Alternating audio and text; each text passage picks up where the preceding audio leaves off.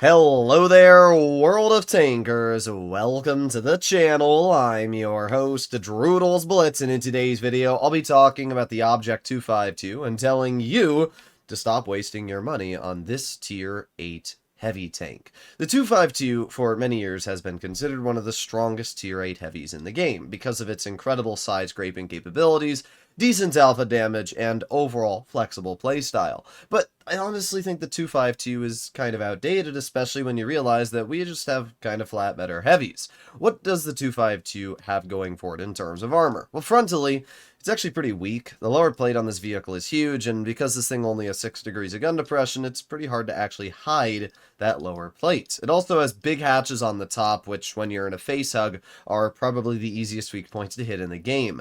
Side scraping wise, the vehicle is very strong, however, the frontal track wheel can become a weak point.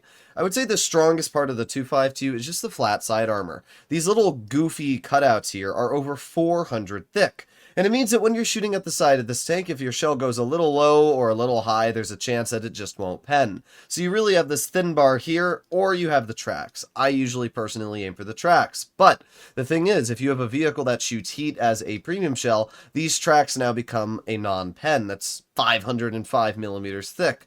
So in general, it means that then you have to shoot this thin bar here or this thin bar here. It definitely makes life a little bit more tricky. In general, the 252 does have very good armor, but the vehicle that we'll be talking about today, the K2, I think in general is just kind of a better 252. First of all, we can see on flat ground the K2's armor is pretty dang strong. Its upper plate is 262, and the cutouts are 255. If you're running enhanced armor, well, it basically means that you're going to have to load gold to pen this thing. And even loading 313 gold, you barely have enough pen to cut through the upper plate of the K2. That's not even mentioning the fact that this vehicle has 7 degrees of gun depression, and when using that gun depression, the upper plate's now upwards of 380 thick.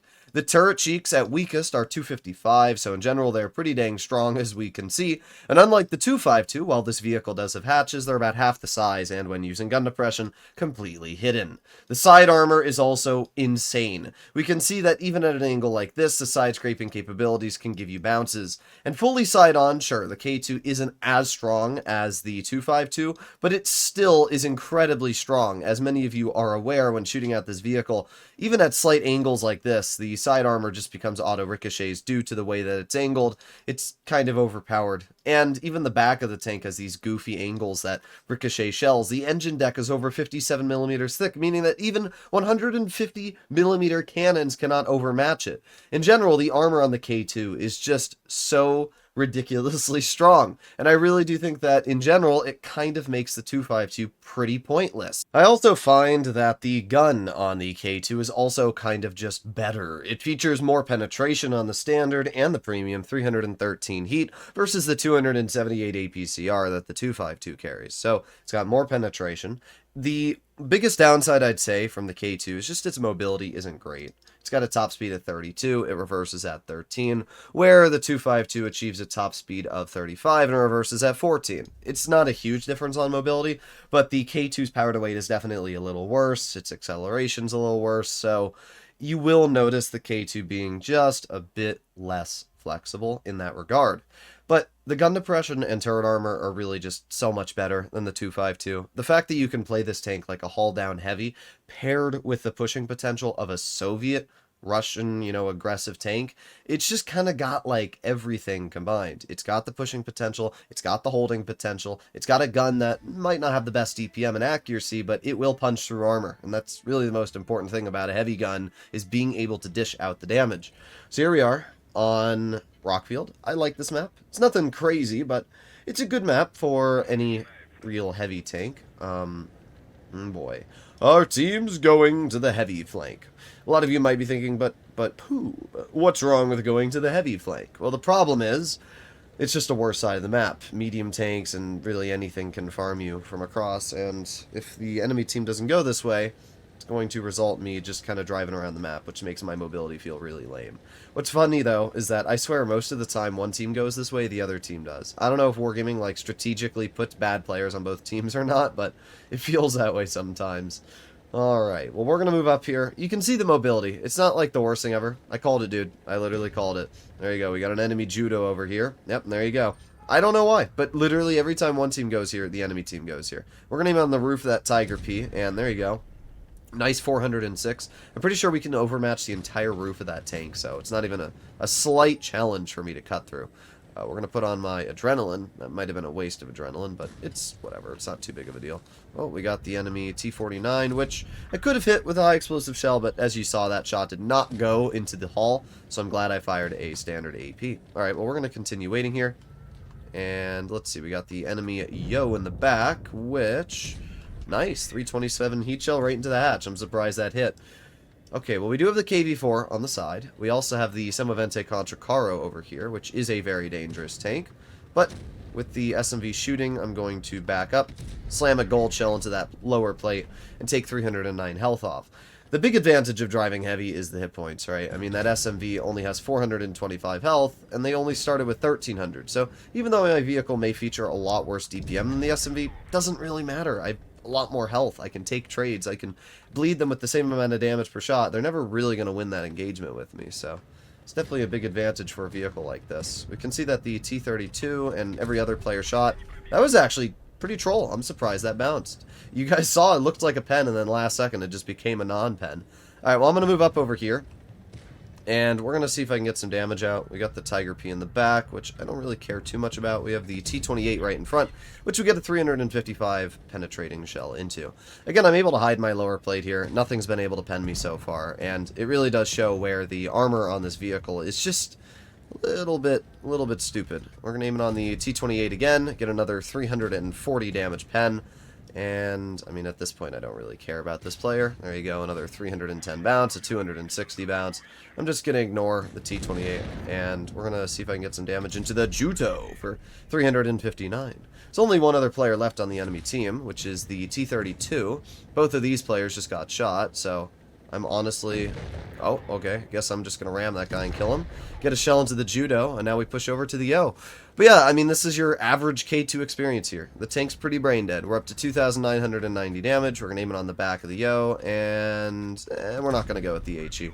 We'll just fire standard shell, guarantee ourselves 3,400 damage. This thing's a bop, dude. It's an absolute bop. And the funny part is that it was given away for free the first time it was released, but now Wargaming realizes it's such a strong, almost overpowered vehicle that they've put it into crates. Yeah, I'm not joking. This thing was actually sold in crates the last time it was available in stores. But there you go, 1,190 block, 3,400 damage, 3 kills, and obviously top on the team, without even breaking the slightest sweat. Let's do one more battle in the K2, and let's see if the vehicle can do just as well.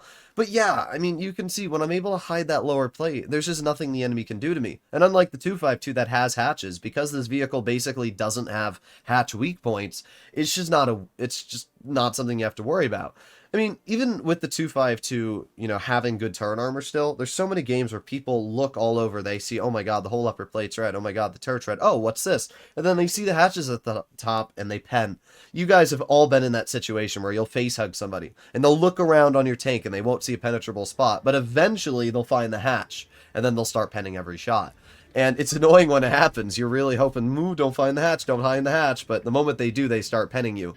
In this tank, that's never a problem. They never find the hatch because it really doesn't exist.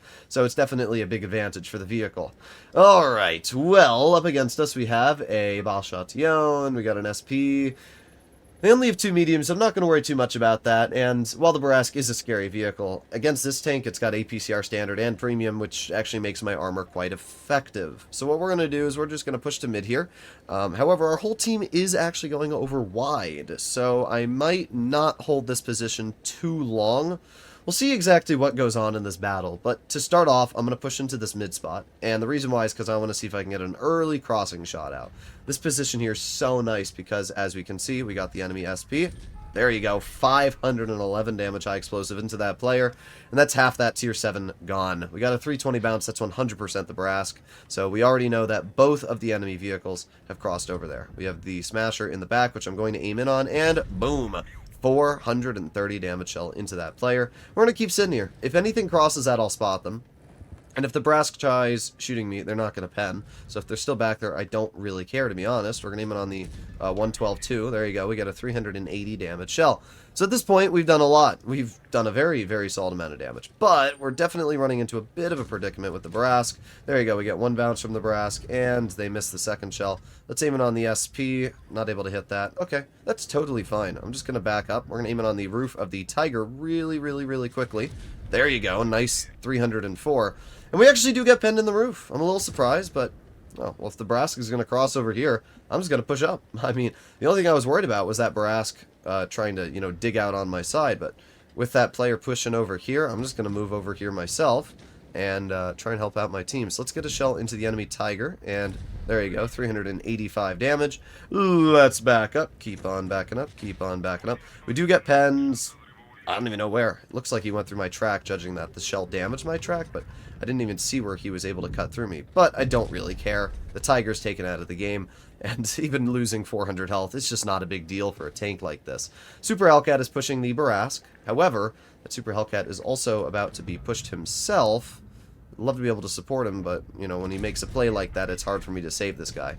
Oh, and he bounces the shot. Thankfully, our teammate gets the clear. I'm going to move up myself. Let's see. I got my adrenaline cooking. So in just another second here. 3, 2, 1. Boom. A 370 damage shell. Not bad. There's only a couple tanks left anyway. We have the SP, which just got absolutely chunkered. Let's see if I can get a clear into... Well, the WZ's got a little bit more health, so I guess I'll get the clear into the WZ, and then I can move up on the Scorpion and get the clear into this player as well. But yeah, another pretty chill battle for the K2. I mean, this is just the K2 experience. It's pretty brain dead. There you go. It's pretty funny. I loaded gold there because the upper plate of the Scorpion is... Or not the Scorpion, the SU-130 is actually really troll, so when you're shooting at it, it's just a lot more reliable to load gold so I can overmatch the upper plate there. Either way, 3,062 damage, 1,360 blocked, 2 back-to-back 3,000 damage games. It's brain dead. It really is. So if you're ever looking at the 252 or any of the Soviet heavies, it doesn't matter which one it is, just get your hands on the K2. It's the only one you're going to need. It checks off all the boxes. It has gun depression. It has pen. Sure, it's not the most insane vehicle, but doesn't really need to be, does it? Hopefully you enjoy the video. I'll see you all in the next one. Bye-bye.